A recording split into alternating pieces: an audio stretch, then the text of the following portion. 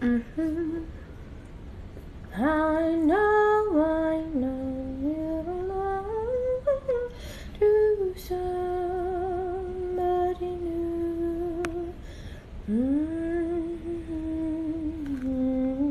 Mm-hmm.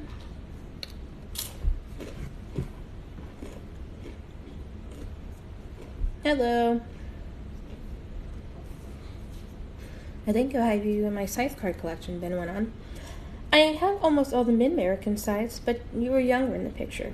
The man seemed perhaps 60, and although his hair had gone gray, his goatee was still salt and pepper. It was rare for a person to let themselves reach such an age before resetting back to a more youthful self. Citra wondered how old he truly was. How long had he been charged with ending lives? Do you look your true age, or are you at the far end of time by choice? Citra asked. Citra! Her mother nearly dropped the casserole she had taken out of the oven. What a question to ask! I like the direct questions, the Scythe said. They show an honesty of spirit, so I will give an honest answer. I am to having turned the corner 4 times. My natural age is somewhere near 180, although I forget the exact number. Of late, I've chosen this vulnerable appearance because I find that those I glean take more comfort in it. Then he laughed. They think me wise. Is that why you're here? Ben blurted. To glean one of us. Scythe Faraday offered an unreadable smile. I'm here for dinner. Citra's father arrived just as dinner was about to be served.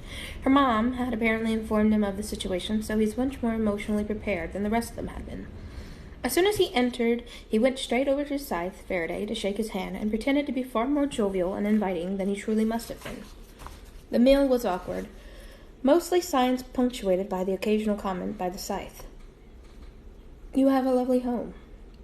What flavorful lemonade. This may be the best baked city in all of mid-America. Even though everything he said was complimentary, his voice registered like a seismic shock down everyone's spine. I haven't seen you in the neighborhood, Citra's father finally said.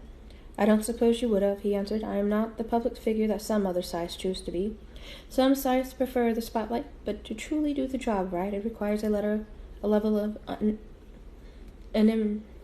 can never say this word. Anonymity. Anonymity. I'm like Nemo. Can't say anonymity.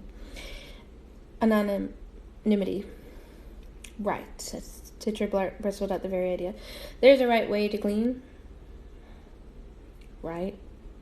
Citra bristled at the very idea. There's a right way to glean? Well, he answered, there are certainly wrong ways, and said nothing more about it. He just ate his ziti. As the meal neared its close, he said, Tell me about yourselves. It wasn't a question or a request. It could only be read as a demand. Citra wasn't sure whether this was part of this little dance. God, I can't talk today. Citra wasn't sure whether this was part of his little dance of death, or if he was genuinely interested. He knew their names before he entered the apartment, and so he probably already knew all the things they could tell him. Then why ask?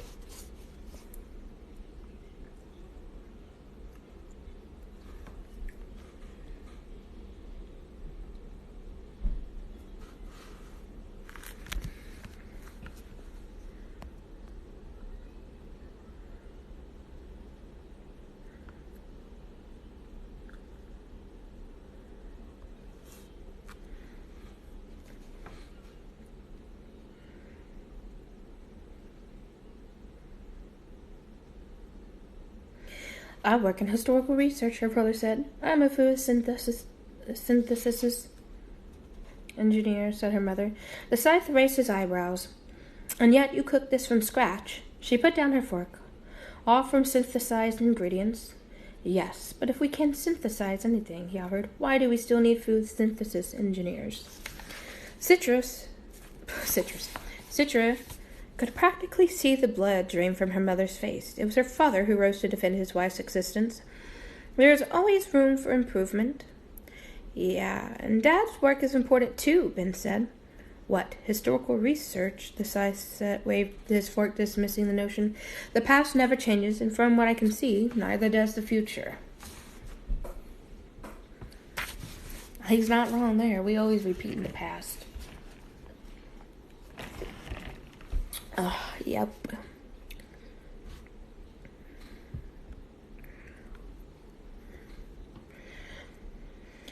While her parents and brother were perplexed and troubled by his comments, Citra understood the point he was making. The growth of civilization was complete. Everyone knew it. When it came to the human race, there was no more left to learn. Nothing about our own existence to decipher, which meant that no one person was more important than any other. In fact, in the grand scheme of things, everyone was equally useless. That's what he was saying, and it infuriated Citra because on a certain level, she knew he was right. Citra was well known for her temper. It often arrived before reason and left only after the damage was done. Tonight would be no exception. "Why are you doing this? If you're here to glean one of us, just get it over with and stop torturing us." Her mother gasped, and her father pushed back his chair as if ready to get up and physically remove her from the room. "Citra, what are you doing?" Now her mother's voice was quivering. "Show respect." "No, he's here. He's going to do it, so let him do it. It's not like he hasn't decided. I heard that Scythes always make up their mind before they enter a home. Isn't that right?"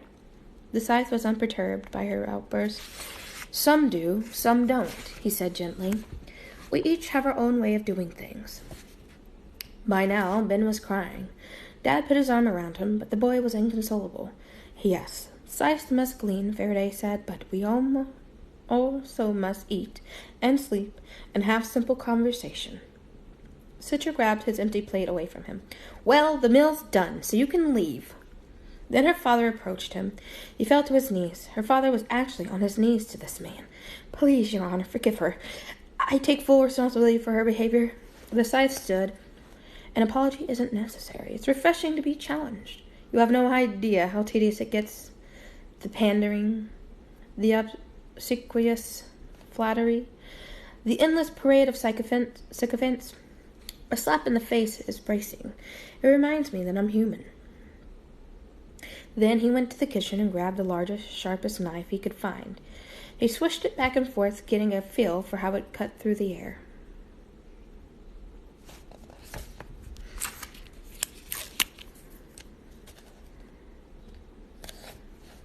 Oops, that's not straight. Ben's wails grew, and Father's grip tightened on him. The Scythe approached their mother. Citra was ready to hurl herself in front of her to block the blade, but instead of swinging the knife, the man held out his other hand. "Kiss my ring." No one was expecting this, least of all Citra. Citra's mother stared at him, shaking her head, not willing to believe. You're granting me immunity? For your kindness and the mill you served, I grant you 1 year immunity from gleaning. No scythe may touch you."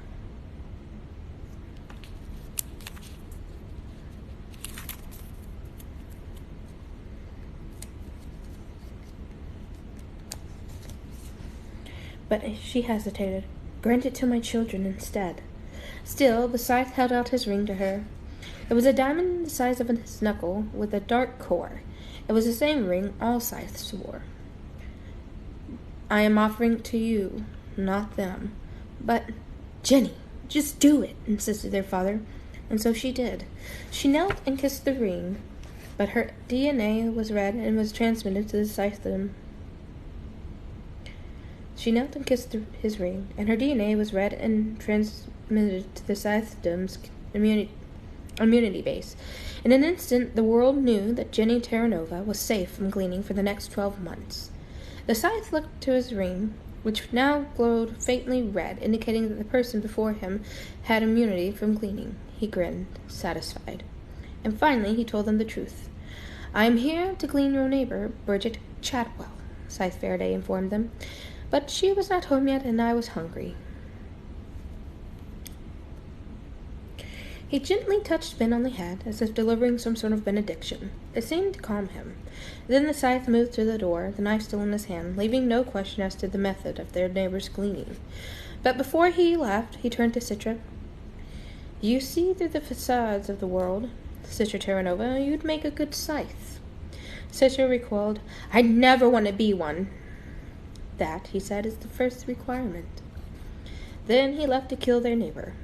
They didn't speak of it that night. No one spoke of gleanings, as if speaking about it might bring it upon them. There were no sounds from next door, no screams, no pleading wails, or perhaps the Terra Nova's TV was turned up too loud to hear it.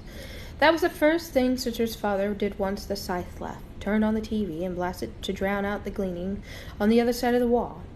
But it was unnecessary, because however the Scythe accomplished his task, it was done quietly. Citra found herself straining to hear something, anything. Both she and Ben discovered in themselves a morbid curiosity that made them both secretly ashamed. An hour later, Honorable Scythe Faraday returned. It was Citra who opened the door. His ivory robe held not a single splatter of blood. Perhaps he had a spare one. Perhaps he used the neighbor's washing machine after her cleaning. The knife was clean too, and he handed it to Citra. "We don't want it," Citra told him, feeling pretty sure he could speak for their parents on the matter. "We'll never use it again." "But you must use it," he insisted, "so that it might remind you." "Remind us of what?"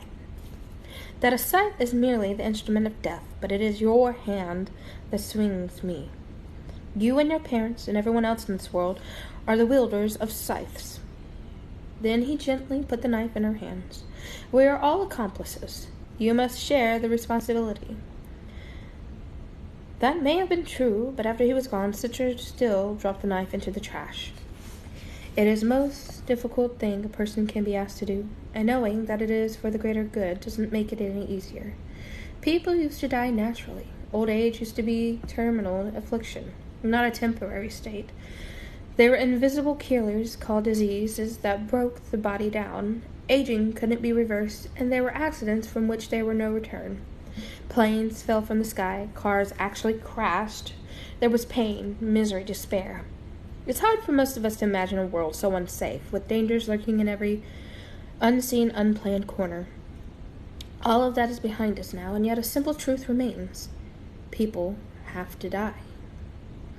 It's not as if we can go somewhere else. The disasters on the Moon and Mars colonies proved that. We have one very limited world, and although death has been defeated as completely as polio, people still must die. The ending of human life used to be in the hands of nature, but we stole it. Now we have a monopoly on death. We are its sole distributor. I understand why there are scythes, and how important and how necessary the work is, but I often wonder why I had to be chosen. And if there is some eternal world after this one, what fate awaits a taker of lives? From the Gleaming Journal of H.S. Curie. Chapter 2. Tiger Salazar had hurled himself out a 39-story window, leaving a terrible mess on the marble plaza below. His own parents were so annoyed by it they didn't come to see him, but Rowan did. Rowan Demish was just that kind of friend. He sat by Tiger's bedside in the revival center, waiting for him to awake from speed healing. Rowan didn't mind. The revival center was quiet, peaceful. It was a nice break from the turmoil of his home, which lately had been filled with more relatives than any human being should have expected to endure. Cousins, second cousins, siblings, half-siblings, and now his grandmother had returned home after turning the corner for a third time, with a new husband and baby on the way. Ew. This woman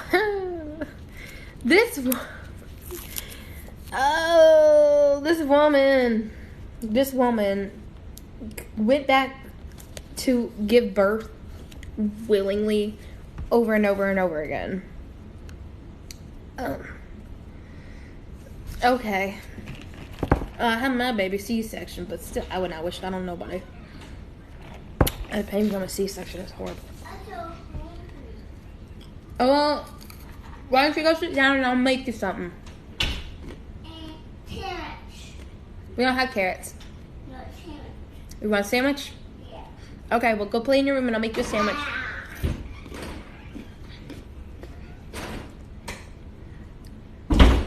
The whole thing pissed Rowan's mother off, because this time Grandma had reset all the way down to 25, making her 10 years younger than her daughter. Now Mom felt pressure to turn the corner herself, if only to keep up with Grandma. Grandpa was much more sensible. He was off in Euroscandia, charming the ladies and maintaining his age at a respectable 38. Rowan, at 16, I resolved he would experience gray hair before he turned his first corner. And even then, he wouldn't reset so far down as to be embarrassing. Some people reset to 21, which was the youngest genetic therapy could take a person. Rumor was, though, that they were working on ways to reset right down to the teens, which Rowan found ridiculous. Why would anyone in their right minds want to be a teenager more than once? When he glanced back at his friend, Tiger's eyes were open and studying Rowan. "Hey," Rowan said. "How long?" Tiger asked. 4 days. Tiger pumped his fist in triumph. "Yes, a new record!" He looked at his hands as if taking stock of the damage. There was, of course, no damage left. One did not wake up from speed healing until there was nothing left to heal. "Do you think it was the jumping from such a high floor that did it, or was it the marble plaza?" "Probably the marble," Rowan said. "Once you reach terminal velocity, it doesn't matter how high you are when you jump." "Did I crack it? Did they have to replace the marble?" "I don't know, Tiger. Jeez, enough already." Tiger leaned back into his pillow, immensely pleased with himself. Best splat ever. Ron found he had patience to wait for his friend to wake up, but no patience for him now that he was conscious. "Why do you even do it? I mean, it's such a waste of time." Tiger shrugged. "I like the way it feels on the way down. Besides, I gotta remind my parents that the lettuce is there." What? Okay.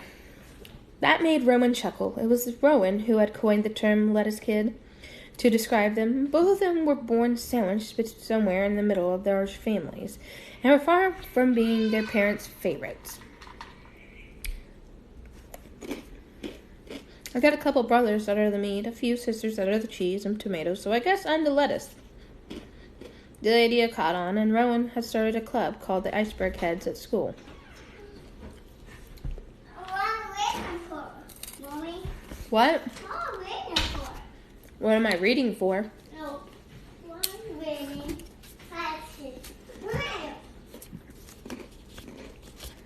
What? What's that? What's that, Mom? I don't know what you're pointing at. What's that? Shadow. Huh? Shadow. What's right? I don't know. Why do you gotta ask so many questions? Cat. Fan. I'm laughing.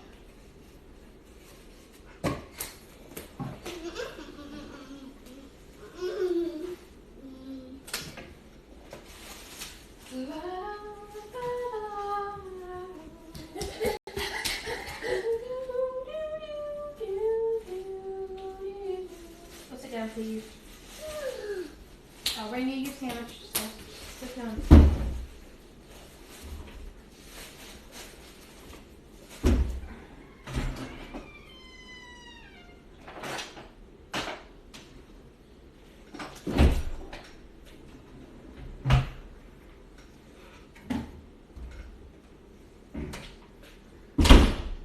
Stop.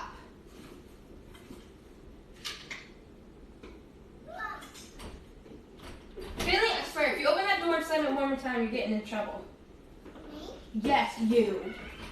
Ain't no one else live here right now besides you. Slam the door again. Yeah. What? Here you go. Not how Daddy. What, Mommy? What? What, Mommy? Go eat.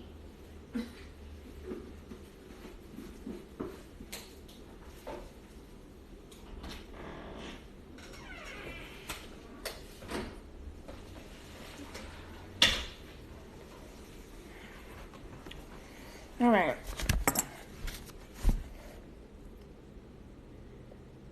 The idea caught on, and Rowan started a club called the Iceberg Heads at school, which now bragged to almost 24 members, although Tiger often teased that he was going to go rogue and start a Remain revolt.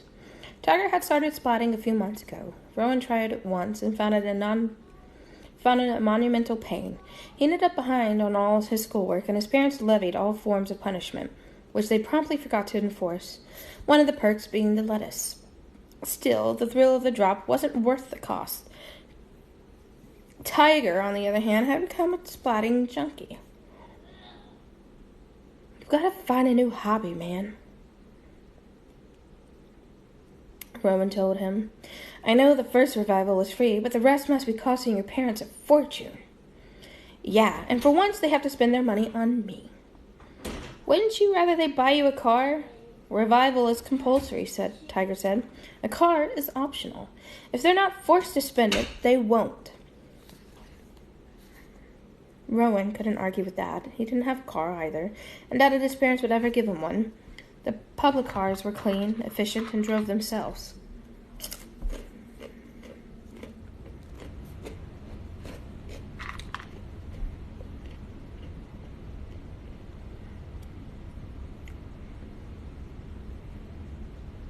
His parents had argued. What would be the point in spending good money on something he didn't need? Meanwhile, they threw money in every direction but his. "We're roughage," Tiger said. "If we don't cause a little trouble." "Oh, a little intestinal distress. No one knows we're here."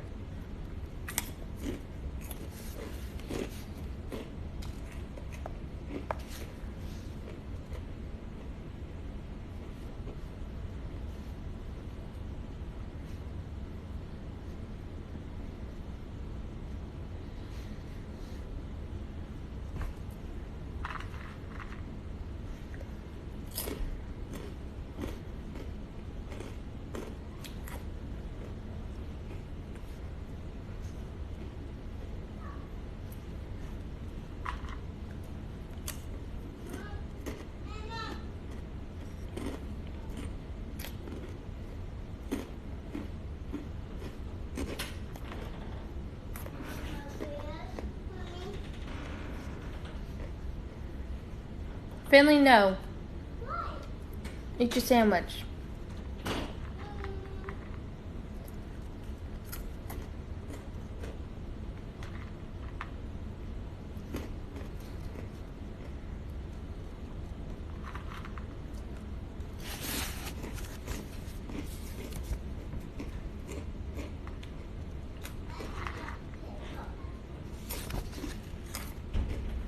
"About to eat your butt."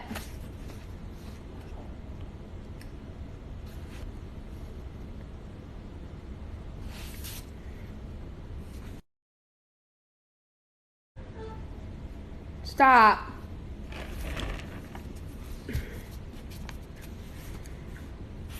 The following morning, Rowan came face to face with a Scythe. It wasn't unheard of to see a Scythe in his neighborhood.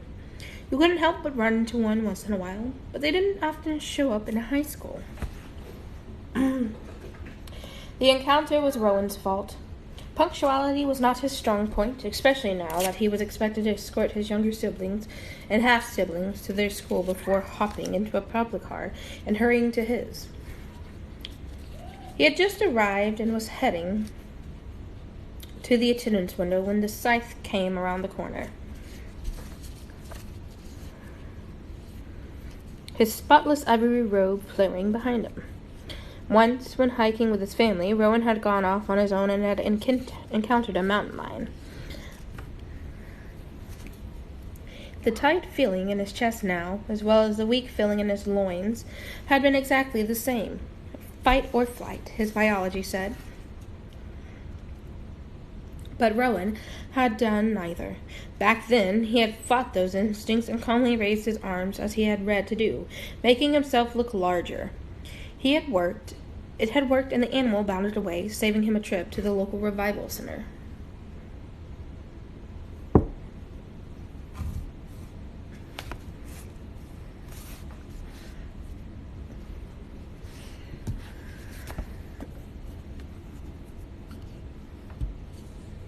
No. It's a filter, dum-dum.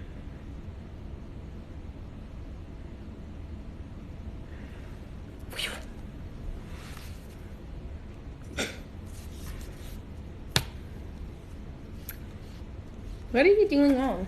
Are you on break or something? Ow. Really, you want to come say hey to Daddy? Yeah. Come here. Myself. Say hi, Daddy. What's that? It's where I'm reading, but Daddy's right there. Hmm? See? It's your picture. It's a Right. picture with you and him. Where is Mel? Where's his smile? No, Mel. Mouth. No. Yeah. It's not like video chat. He can see us, but we can't see him. Why? Because that's just how the video works. You say hi, show Daddy what you're eating for dinner. What are you eating? Sandwich. Sandwich? Mm-hmm. Now he has the filter on. It's Mel. Look how pretty you look.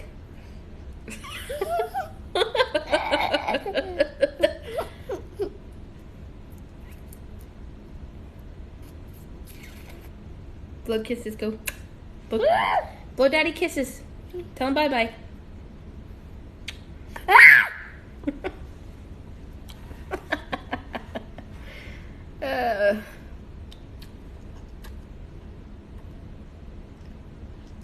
What? What are you doing? I don't know what your daddy's talking about. What? I don't know what your daddy's talking about. Those like. I don't know.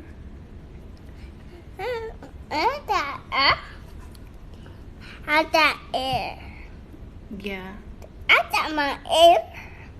Or that hair. That's your ear. Okay. I Daddy right there. Yeah. When he did that face, he looked like that picture. Okay. That's Money. really good. What's that? Those are my tabs for me reading. I want celebrating. We do. What's that? Candle. I want candle. Yeah, don't touch it. It's hot, okay? It'll burn you. Go, ouch. No. Yeah. What? Oh. You're heavy. Yeah, I am. Yeah, I am. Ew. Ew. Everybody. Alright, well tell Daddy bye-bye. Bye. Say you love you. Bye. Say see you in the morning. Bye. Go kisses. Go. Alright. I can't do that. Say bye.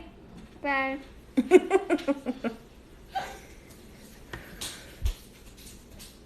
swear. Oh, Lordy. How many do y'all have left to do?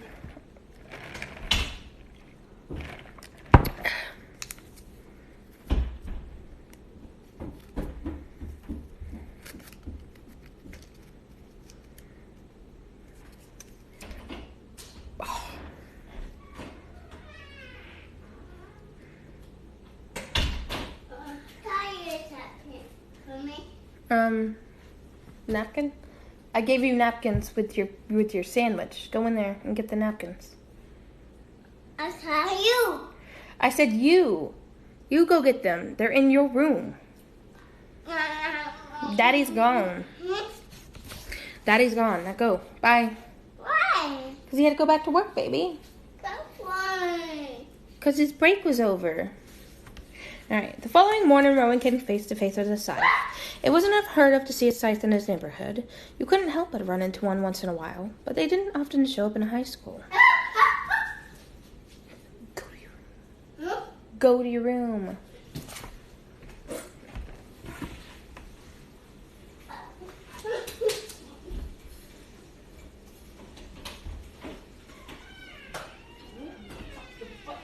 Oh, did you leave your show cut back on?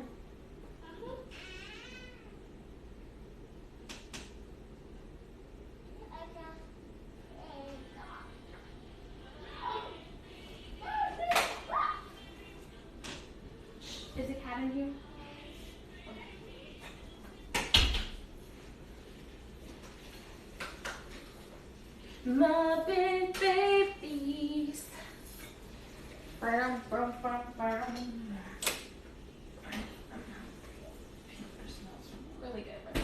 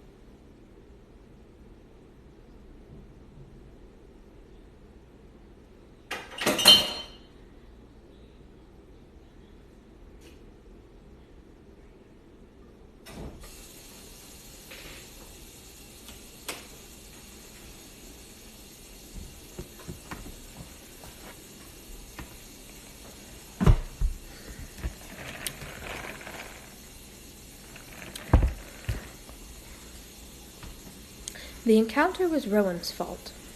Punctuality was not his strong point, especially now that he was expected to escort his younger siblings and half-siblings to their school before hopping into a public car and hurrying to his.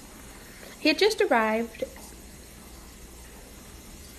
and was heading to the attendant's window when the Scythe came around a corner, his spotless ivory robes flaring behind him.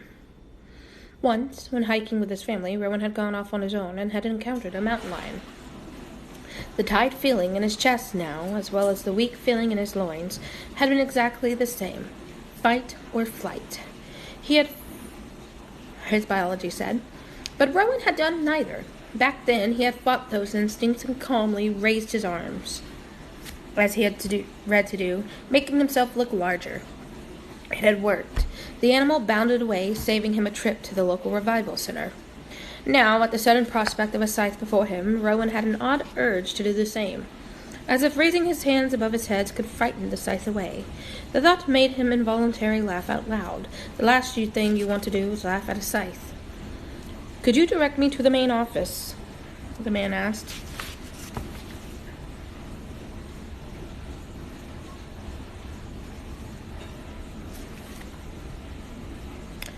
Rowan considered giving him directions and heading the opposite way, but decided that was too cowardly. "I'm going there," Rowan said. "I'll take you." The man would appreciate helpfulness, and getting on the good side of a scythe couldn't hurt. Rowan led the way, passing other kids in the hall, and students who, like him, were late or were just on an errand. They all gawked and tried to disappear into the wall as he and the scythe passed. Somehow, walking the hall, but the scythe became less frightening when there were others to bear the fear instead. And Rowan couldn't deny that it was a bit heady to be cast as a scythe's trailblazer, riding in the cone of such respect. It wasn't until they reached the office that the truth hit home. The scythe was going to glean one of Rowan's classmates today. Everyone in the office stood. Anyone can't be today. Everyone in the office stood.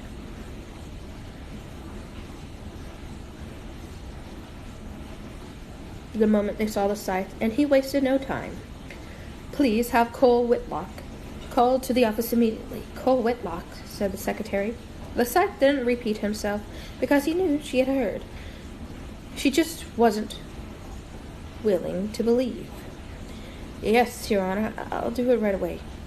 Rowan knew Cole. Hell, everyone knew Cole Whitlock. Just a junior, he had already risen to the school's quarterback. He was going to take them all the way to the league championship for the first time in forever. The secretary's voice shook powerfully when she made the call into the intercom. She coughed as she said his name, choking up, and the Scythe patiently awaited Cole's arrival. The last thing Rowan wanted to do was antagonize the Scythe. He should have just slunk off to the attendance window, gotten his admit, and gone to class. But, as with the mountain lion, he just had to stand his ground. It was a moment that would change his life. You're gleaning our star quarterback. I hope you know that. The Scythe's demeanor, so cordial that a moment before took a tour. Goddamn it. You're gleaning our star quarterback. I hope you know that. The Scythe's demeanor, so cordial a moment before, took a turn toward Tombstone. I can't see how it's any of your business. You're in my school, Rowan said. I guess it makes it my business. Then self-preservation kicked in, and he strode to the attendance window just out of the Scythe's line of sight. He handed in his forged tardy note, all the while muttering, "Stupid, stupid, stupid," under his breath. He was lucky he wasn't born in a time when death was natural, because he'd probably never survived to adulthood.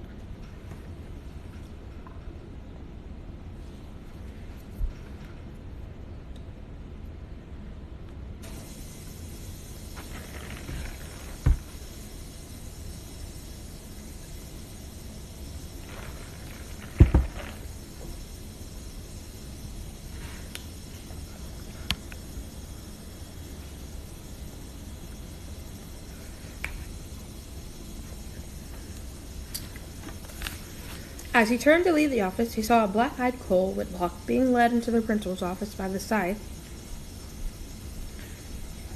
The principal voluntarily ejected himself from his own office, then looked to the staff for an explanation, but only received the teary-eyed shaking of their heads. No one seemed to notice Rowan was still lingering there. Who cared about the lettuce when the beef was being devoured? He slipped past the principal, who saw him just in time to put a hand on his shoulder. "Son, you don't want to go in there."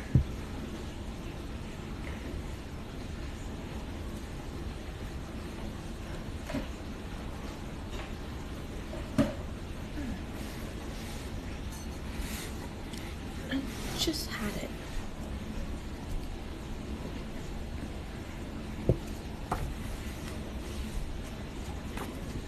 Oh, there it is.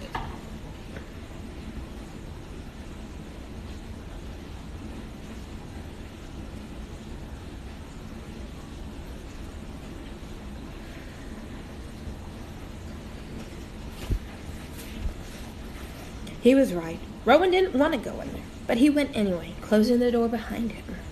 There were 2 chairs in front of the principal's well-organized desk. The Scythe sat in one, Cole in the other, hunched and sobbing. The Scythe burned Rowan a glare. The mountain lion, thought Rowan. Only this one actually had the power to end a human life. His parents aren't here, Rowan said. He should have someone with him. Are you family? Does it matter? Then Cole raised his head. Please don't make Ronald go. Please, he pleaded. It's Rowan. Cole's expression shot to higher terror, as if this terror somehow sealed the deal. I knew that. I did. I really did. For all his bulk and bravado, Cole Whitlock was just a scared little kid. Is that what everyone became in the end? Rowan supposed only a Scythe could know. Rather than forcing Rowan to leave, the Scythe said, "Grab a chair then. Make yourself comfortable."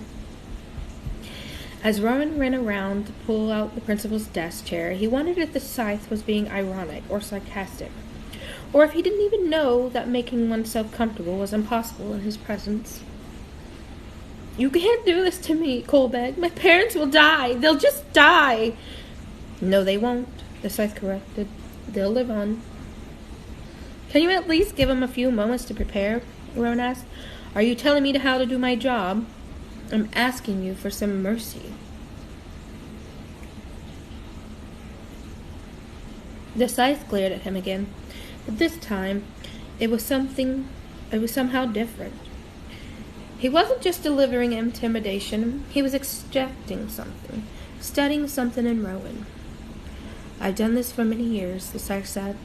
In my experience, a quick and painless gleaning is the greatest mercy I can show. Then at least give him a reason. Tell him why it has to be him. It's random, Rowan, Cole said. Everyone knows that. It's just freaking random. There was something in the scythe's eyes that said otherwise, so Rowan pressed. There's more to it, isn't there? The scythe sighed. He didn't have to say anything. He was, after all, a scythe, above the law in every way.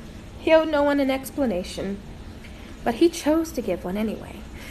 Removing old age from the equation, statistics from the age of mortality cite 7% of deaths as being automobile-related. Of those, 31% involved the use of alcohol, and of those, 14% were teenagers. Then he tossed Rowan a small calculator from the principal's desk. Figure it out yourself. Rowan took his time crunching the numbers, knowing that every second taken was a second of life he bought for Cole. 0.303%, Rowan finally said, which means, said the scythe, that about 3 out of every 1,000 souls I glean will fit that profile. 1 out of every 333. Your friend here just got a new car and has a record of drinking to excess. So, of the teens who fit that profile, I made a random choice. Cole buried his head in his hands, his tears intensifying. I'm such an idiot! He pressed his palms against his eyes, as if trying to push them deep within his head. So tell me, the scythe said calmly to Rowan, has the explanation eased his gleaning, or made his suffering worse?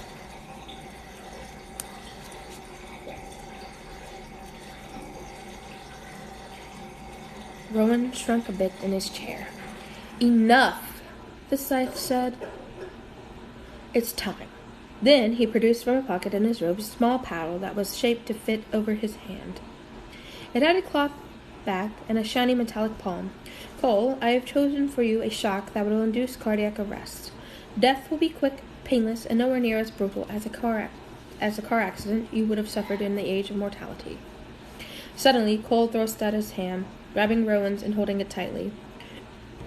Rowan allowed it. He wasn't family, he wasn't even Cole's friend before today, but what was the saying? Death makes the whole world kin? Rowan wondered if a world without death would then make everyone strangers. He squeezed Cole's hand tighter, a silent promise that he wouldn't let go. Is there anything you want me to tell people? Rowan asked him. A million things, said Cole, but I can't think of any of them. Rowan resolved that he would make up Cole's last words to share with his loved ones, and they would be fine words, comforting ones. Rowan would find a way to make sense of the senseless. I'm afraid you'll have to let go of his hand for the procedure, the scythe said. No, Rowan told him. The shock could stop your heart too, the scythe warned. So what? Said Rowan. They'll revive me. Then, he added, unless you decided to glean me too. Rowan was aware that he had just dared the scythe to kill him. In spite of the risk, he was glad he had done it. Very well. And without waiting an instant longer, the scythe pressed the paddle to Cole's chest. Rowan's vision went white, then dark. His entire body convulsed. He flew backward out of his chair and hit the wall behind him. It might have been painless for Cole, but not for Rowan. It hurt. It hurt more than anything, more pain than a person is supposed to feel. But then the microscopic pain-killing nanites in his blood released their numbing opiates. The pain subsided as those opiates took effect, and when his vision cleared, he saw Cole slumped in his chair, and the scythe reaching over to close his sightless eyes. The gleaning was complete. Cole Whitlock was dead. The scythe stood and reached out to offer Rowan a hand, but Rowan...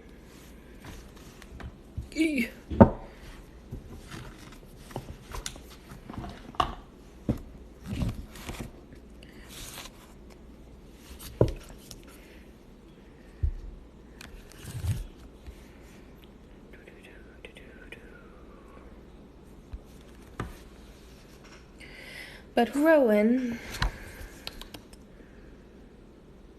didn't take it.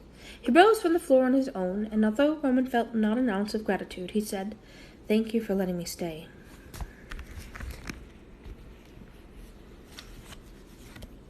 The Scythe regarded him a little too long, then said, "You stood your ground for a boy you barely knew. You comforted him at the moment of his death, bearing the pain of the jolt. You bore witness, even though no one called you to do so." Rowan shrugged. "I did what anyone would." "Did anyone else offer?" the Scythe put to him. "Your principal, the office staff, any of the dozen students we passed in the hall?" "No," Rowan had to admit. "But what does it matter, what I did? He's still dead, and you know what they say about the good intentions." The Scythe nodded and glanced down at his ring, sitting so fat on his finger. "I suppose now you'll ask me for immunity?" Rowan shook his head. "I don't want anything from you." "Fair enough." The Scythe turned to go, but hesitated before he opened the door. "Be warned that you will not receive kindness from anyone but me for what you did here today," he said. "But remember that good intentions pave many roads. Not all of them lead to hell."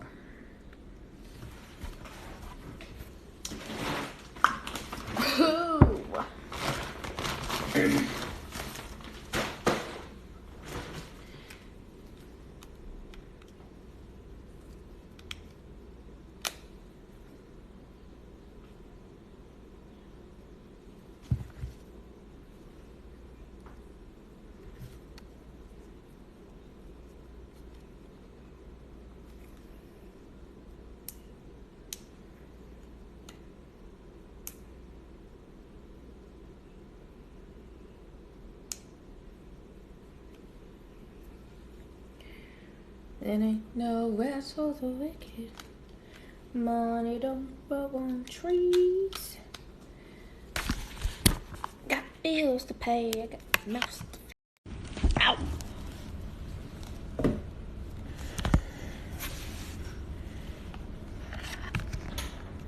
Go back to your room, Finn.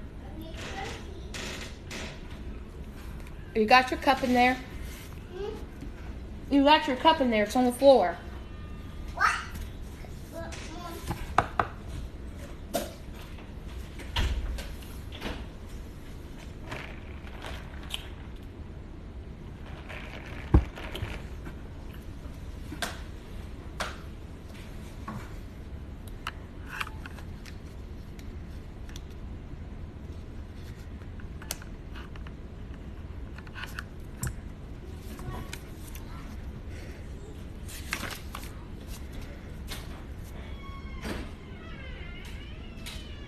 Go to your room. No, I know water. Okay, well, give me the cup and I'll put water in it. What are you doing? Reading for the billionth time, Finn. About it. Go!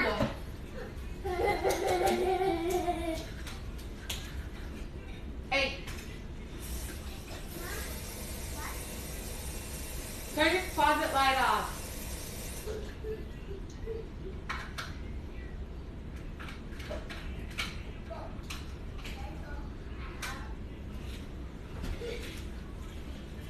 Here you go.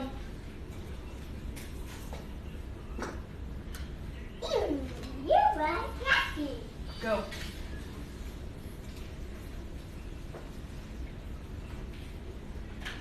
Get in your bed. Lay down and cover up. I'm turning the TV off. It's bedtime. Because we don't go to sleep. Yeah. Put it that way. I'll leave cartoons on, but you need to lay down. You hear me? Cover up with your blanket.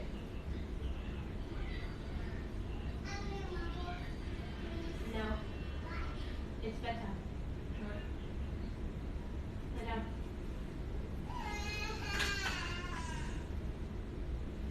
If you start crying, I'm going to close the door. It's 8 o'clock, Finn. It's bedtime.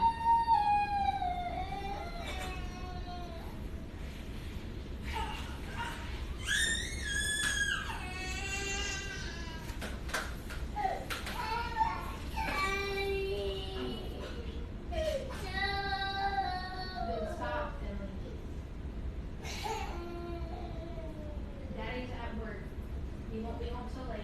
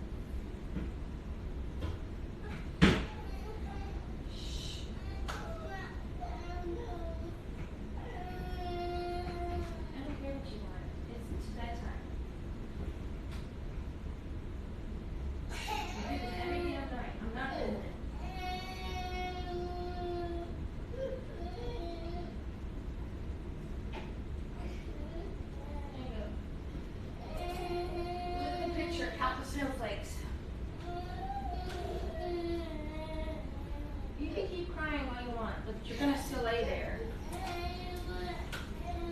Daddy's not gonna be home for 5 more hours, Ben.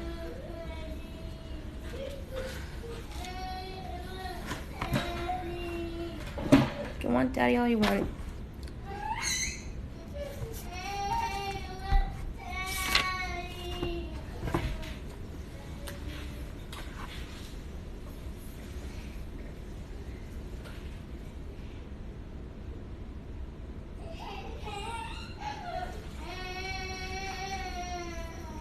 About to close this door. Stop it. If I gotta call Grandma to come over here and pop you, I will. Then stop.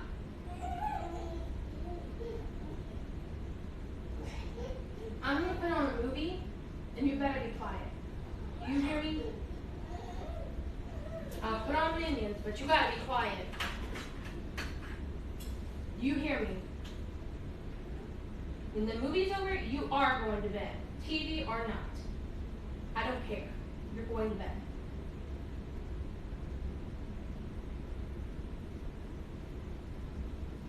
You cannot keep doing this. And you are not sleeping in my room tonight. I will put you back in your room. Yeah. Because you're getting way too big to sleep in the bed. There's not room enough for you in the bed with Mommy and Daddy. Yes, Mommy and Daddy need alone time. Because we do. Now, do you want to watch The Grinch or the Minions?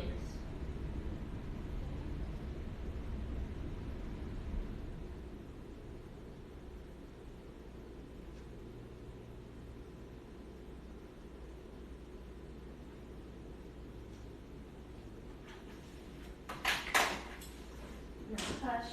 If I hear you get up, I'm going to pop your butt.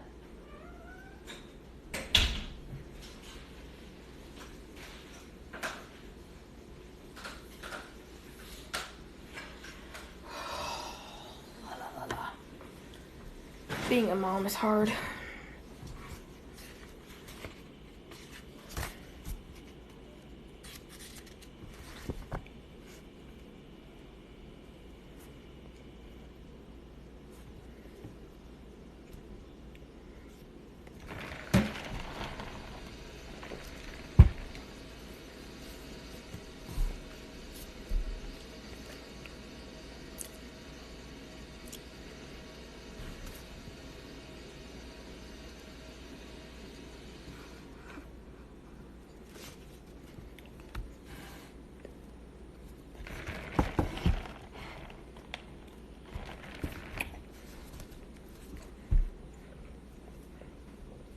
The slap was just as jarring as the electric shock, even more so because Rowan wasn't expecting it. It came just before lunch, as he was standing at his locker, and flew in with such force it knocked him back, making the row of lockers resound like a steel drum. You were there and you didn't stop it? Mara Pavlik's eyes flared with grief and righteous indignation. She looked ready to jump. She looked ready to reach up his nostrils with her long nails and extract his brain.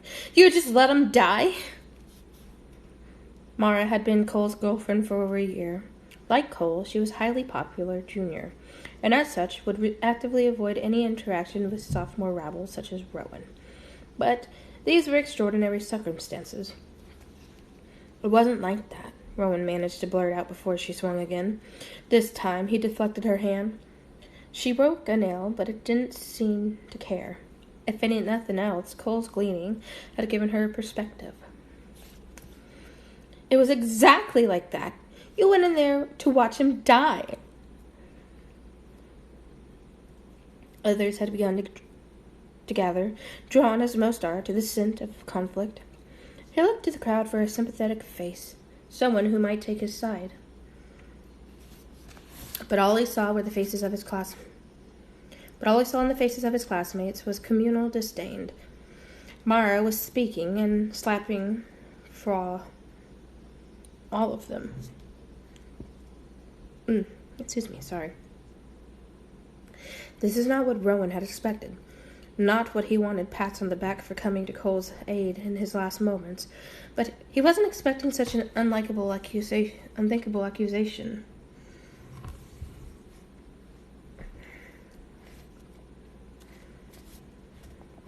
What are you, nuts? Rowan shouted at her, at all of them. You can't stop a Scythe from gleaning. I don't care, she wailed. You could have done something, but all you did was watch. I did do something. I held his hand. She slammed him back into the locker with more strength than he thought she could possibly have. You're lying. He'd never hold your hand. He'd never touch any part of you, and then I should have held his hand. Okay, girl. You should have. So, why didn't you?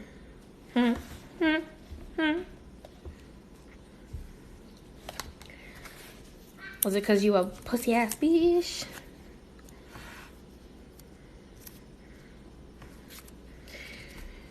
I mean...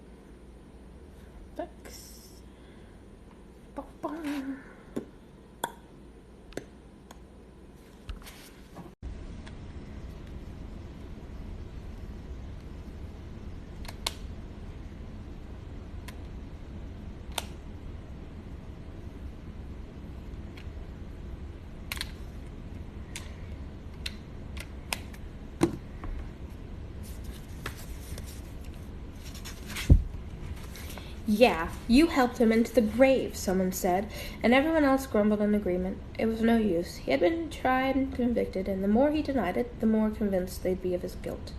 They didn't need his act of courage. What they needed was someone to blame, someone to hate. They couldn't take their wrath out on the Scythe, but Rowan Demisch was the perfect candidate. I bet he got immunity for helping, a kid said, a kid who'd always been his friend. I didn't. Good, said Mara with absolute contempt, and I hope the next Scythe comes for you.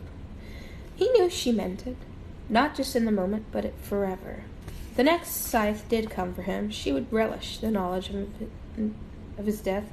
It was a darkly sobering thought, that there were people now in this world who actively wished him dead. It was one thing not to be noticed, it was something else entirely to be the repository of an entire school's enmity. Only then did the Scythe warning come back to him, that he would receive no kindness for what he had done for Cole. The man had been right, and he hated the Scythe for it, just as the others hated Rowan. 2042. It's a year that every school child knows. It was the year when computational power became infinite, or so close to infinite that it could no longer be measured. It was a year we knew everything. The cloud evolved into the thunderhead, and now... book 3.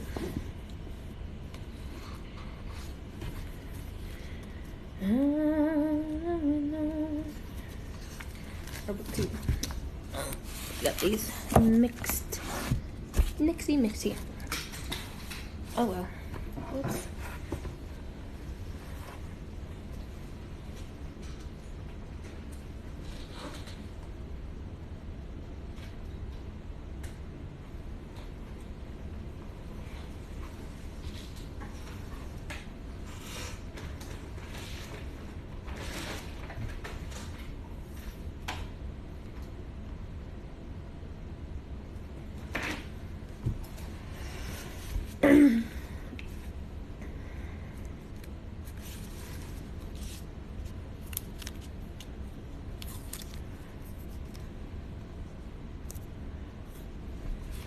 And now, all there is to know about everything resides in the near-infinite memory of the Thunderhead for anyone who wants to access it.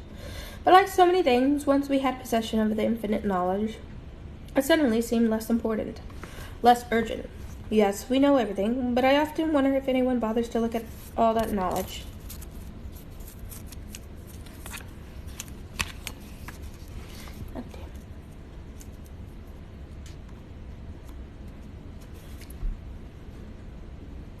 There are academics, of course, who study what we already know, but to what end? The very idea of schooling used to be about learning so that we could improve our lives and the world, but a perfect world needs no improvement.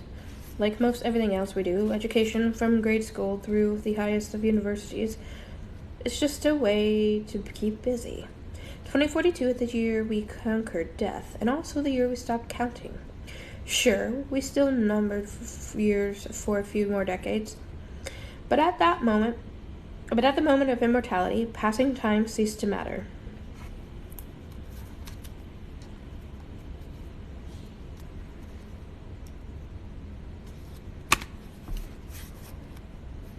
I don't know exactly when things switched over to the Chinese calendar, year of the dog, year of the goat, year dragon, and so on, and I can't exactly say when animal activists around the world began calling for equal billing for their own favorite species, adding in year of the otter, and the whale, and the penguin, and I couldn't tell you when they stopped repeating, and when it was decreed that every year henceforth would be named after a different species.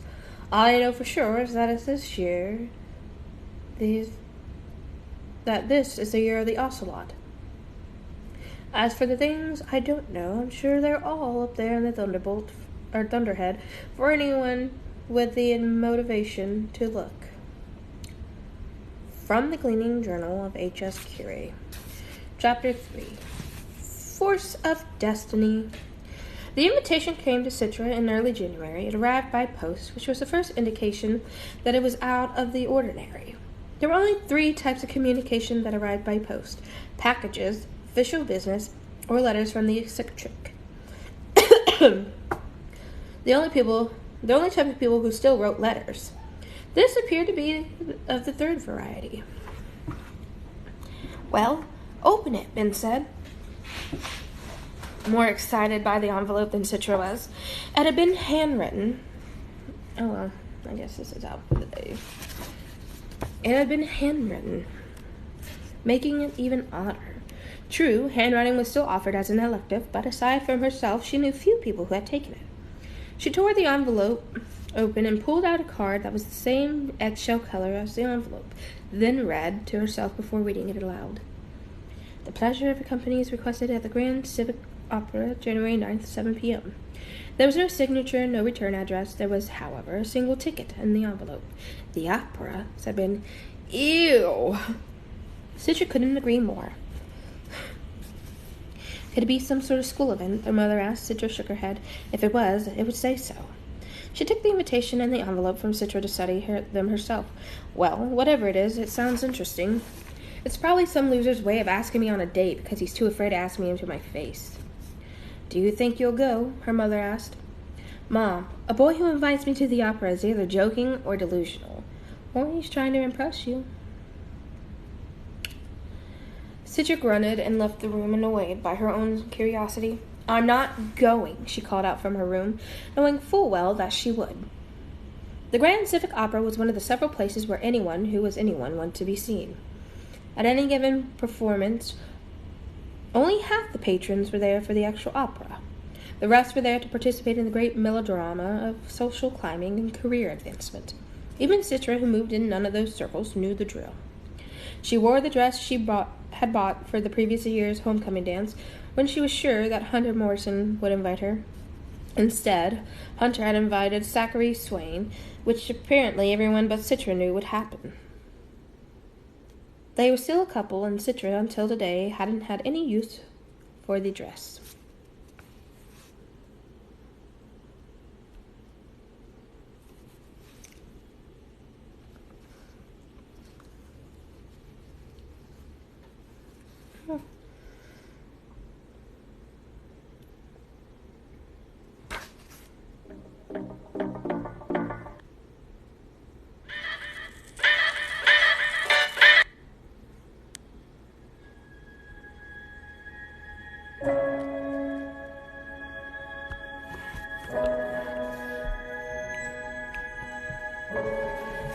When she put it on, she was far more pleased with it than she had thought she'd be.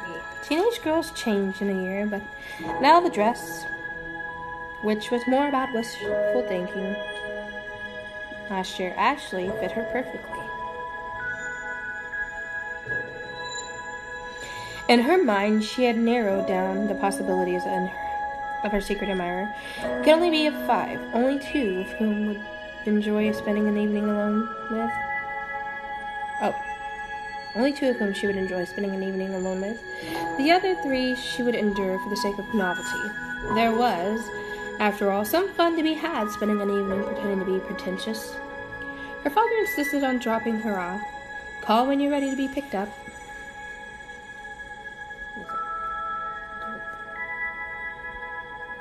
Yes.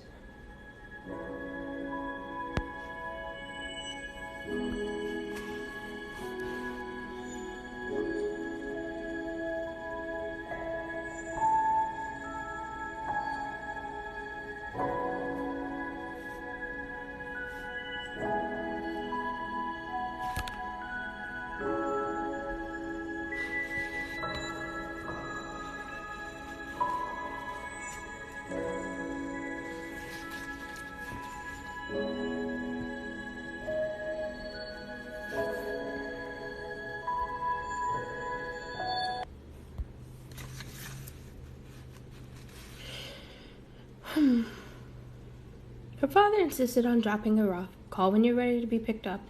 I'll take a public car home. Call anyway, he said.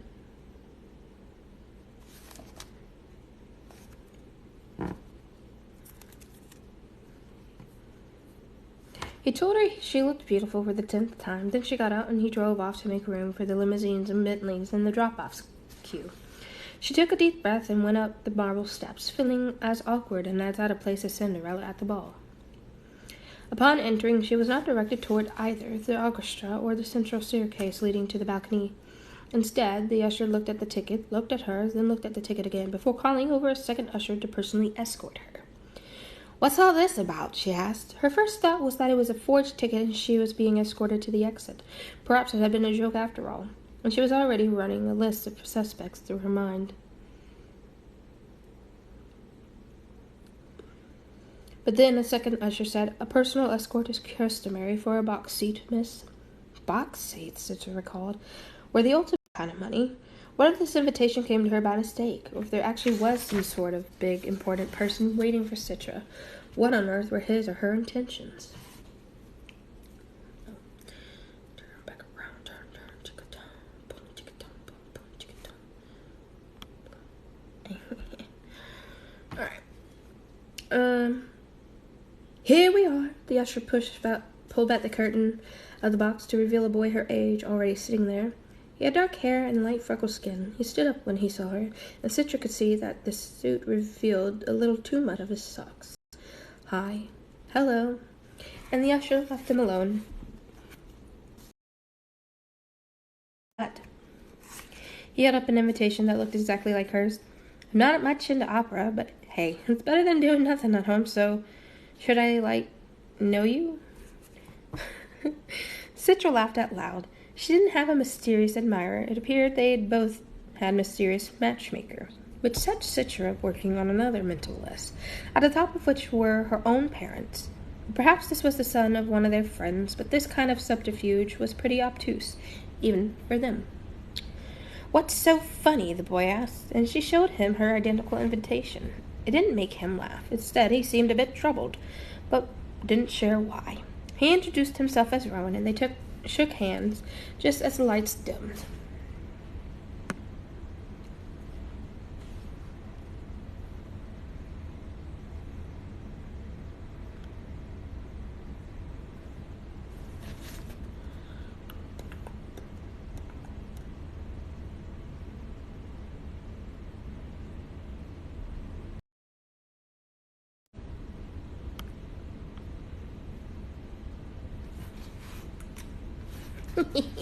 My cute little cat. Just sleeping. Alright.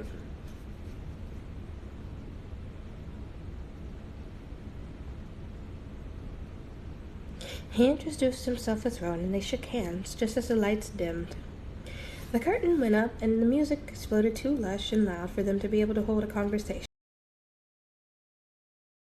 Too much for Citra's ears.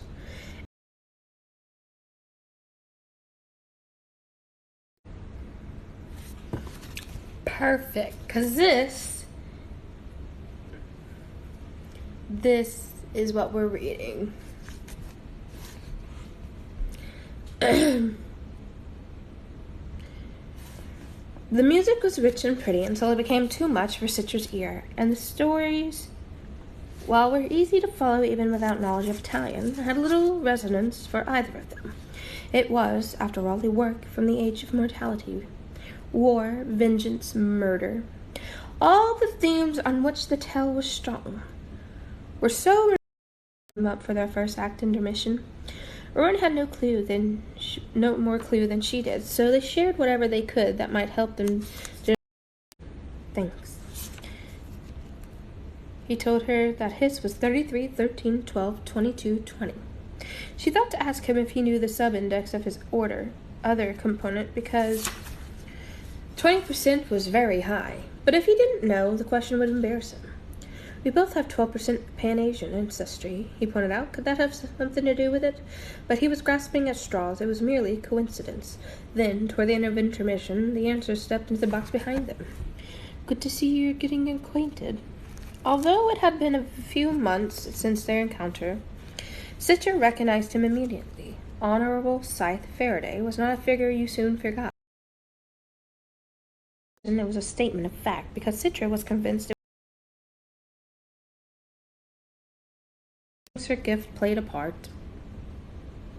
People believe what they want to believe, Roman said, with a sort of authority that told Citra he knew the truth of it. Faraday gestured toward the stage. Tonight we witness the spectacle of human folly and tragedy, he said. Tomorrow we shall live it. The curtain went up on the second act, but he couldn't explain his... Curtain went up on the second act before he could explain his meaning. For 2 months, Rowan had been the school. All of those games were lost. It doubled the pain.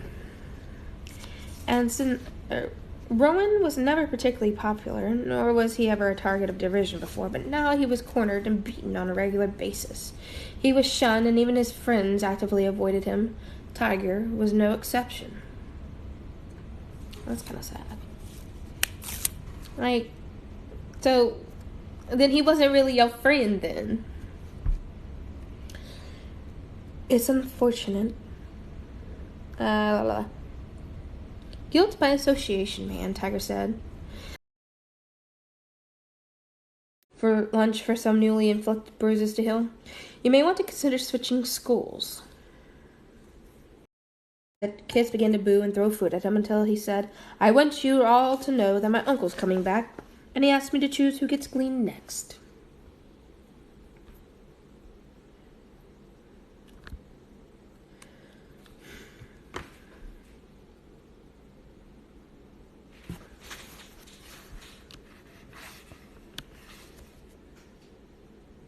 Suddenly the food stopped flying, the glare ceased, and the breathings miraculously stopped. What filled the void was, well, a void. Not a single eye would meet his anymore. Not even his teachers could look at him. A few actually started giving him A's when he was doing B and C work. He began to feel like a ghost in his own life, existing in a forced blind spot of the world. Excuse me, I got the hiccups.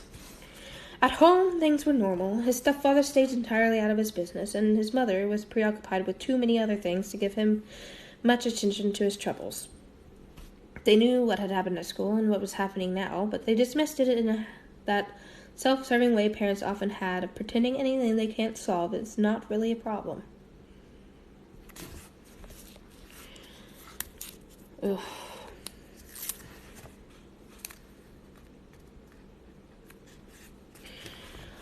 I want to transfer to a different high school, he told his mother, finally taking the principal's advice, and her response was achingly neutral.